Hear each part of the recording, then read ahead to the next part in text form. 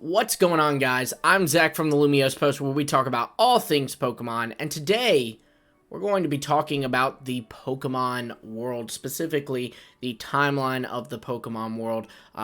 Today we're going to focus specifically on its creation and kind of the shaping of the world as we know it. So we're not going completely up to modern times, but we are going to be going up to, like, where there's humanity and things are working a little bit similar to where you could at least recognize it as our Pokemon world. Yes. So if you do like this kind of thing, liking, subscribing, hitting the bell, getting this thing a lot of views, comments, all that stuff will show me that perhaps I should continue and do more episodes of this and continue further down the timeline. But without further ado, let's explain how the Pokemon world came into existence. Okay, so first, there was nothing. It was just pitch black darkness. There was literally nothing. Until all of a sudden, a single egg formed. An egg not unlike this one, except this is an Eevee egg, and the egg that we are talking about hatched into something far more powerful than an Eevee. Oh goodness, why did I do that? Okay, it's okay. The egg is okay. Anywho, a single egg forms. This egg would then hatch into the being known as Arceus. Arceus would then create space, time, and antimatter, and by doing this would create Palkia, Dialga, and Giratina, with Palkia being the guardian of space, Dialga being the guardian of time, and Giratina being the guardian of antimatter. Now, this was great. Arceus could sit back, survey the world, while having different components controlled by different Pokemon. He doesn't have to worry about the flow of time because Dialga's got that covered. Doesn't have to worry about space collapsing in on itself because Palkia's got that covered. And he doesn't have to worry about whatever the heck could happen with antimatter because Giratina has that covered. But little did he know Giratina had other plans. Giratina envied Arceus. He envied Arceus's power. He's delegated to antimatter. What even is that? And Arceus gets to rule over everything, which, by the way, would include antimatter. He is still more powerful than Giratina. Giratina didn't like that, so he wanted to rebel against Arceus. Arceus, to punish Giratina for its rebellious behavior, created the Distortion World and banished Giratina to that Distortion World. Now, there are different historians who would disagree here. Some would say that Giratina was also able to sway Palkia and Dialga, and they would also rise up against Arceus, while others say that that is not the case. Now, if you believe that that is indeed the case, then Arceus created a world of just space, its own, pocket dimension that Palkia could exist in, and Dialga its own, time dimension that it could exist in. If you don't believe that, then, well, it's simply just believed that Palkia retreated to its own pocket dimension, and Dialga retreated into its own pocket dimension. But before they did any of this, they did create the universe. We're talking about the stars, we're talking about planets, we're talking about the Pokemon world. We're talking about the actual Earth of the Pokemon world, with land and sea and sky.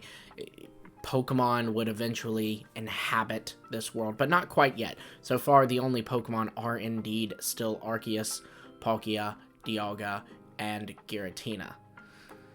Well, in this Pokemon world, there is a giant structure in one part of it. This part is going to be called down the road Mount Coronet, but right now it has no names. There are no people to name it. At the top of this Mount Coronet, there is a little, I guess you could say, space-time continuum-ish thing where Dialga and Palkia are able to kind of access the Pokemon world from their pocket dimensions through this space. This space, of course, would later become Spear Pillar, but at the moment there are no humans to build that. So Palkia and Dialga are in their own spaces, but they can access the world through this spot, Arceus as well can access the world through this spot. And Giratina, with some meddling, is able to find his own ways to re-enter the world. You have to figure this thing controls antimatter, so it is able to find ways in and out. But don't worry, because he hasn't and won't for a long time. Now, Arceus sees the world as it is, and he thinks to himself, that's great that I have Palkia and Dialga by my side. It's not enough. So Arceus, with his own DNA and mixing in the DNA of Palkia, Dialga, and Giratina, as well as just creating some new DNA, forms Mew. Mew would go on to be the genetic ancestor of every single Pokemon that we know of today. Now, obviously, this would be a long lineage before that happens, but yeah, you could estimate which ones came first. If you look, Screamtail is a very likely candidate for what could have been one of the earliest Pokemon, as Screamtail does share a lot of similarities with Mew. Other psychic types could also be a part of that as well. Things like Solosis, I kind of think of, gives me a bit of a Mew vibe. They both kind of, Mew looks similar to like a fetus, and Solosis looks similar to, cells and stuff. So I could see that being one of the early ones. And there's, of course, plenty others. Now, Arceus creates from Mew, so again, these would still be descendants of Mew, Mesprit, Uxie, and Azelf, who are the kind of representations of emotion, knowledge, and willpower, and they, by existing, give emotion, knowledge, and willpower to all living beings across the Pokemon world. They have their own places they rest, not too far from that Mount Coronet we mentioned earlier. These 3 lakes that later on would be known as Acuity, Verity, and the other one. It'll be on the screen. But anyways, so now this is all formed. But there's more. We need a ruler of this land, a ruler of these seas. So Arceus creates Groudon and Kyogre. Groudon takes the land and, sees over it, and even builds the creation of more and more land. Kyogre takes to the seas and builds the creation of more and more sea. It monitors it, it allows it to flow. It very likely even created the rivers and possibly even the lakes we see across the region, as at the end of the day, the rivers flow into the ocean, So Kyogre very well could have controlled that. Now, here's the issue. In order for things to live, they have to not be killed by the sun. So Arceus creates Rayquaza, a Pokemon that would live in the ozone layer and kind of guard the ozone layer from the sun. Rayquaza would also be able to guard Earth from extraterrestrial threats, such as the Pokemon Deoxys, as well as just meteors. But, again, that is down the road. Now, Arceus needs more. These Pokemon are great, but he needs something a little more. So, he creates humanity. And humanity, they suck, but they're cool right now. In this moment in the timeline, they're good, but they will grow to suck.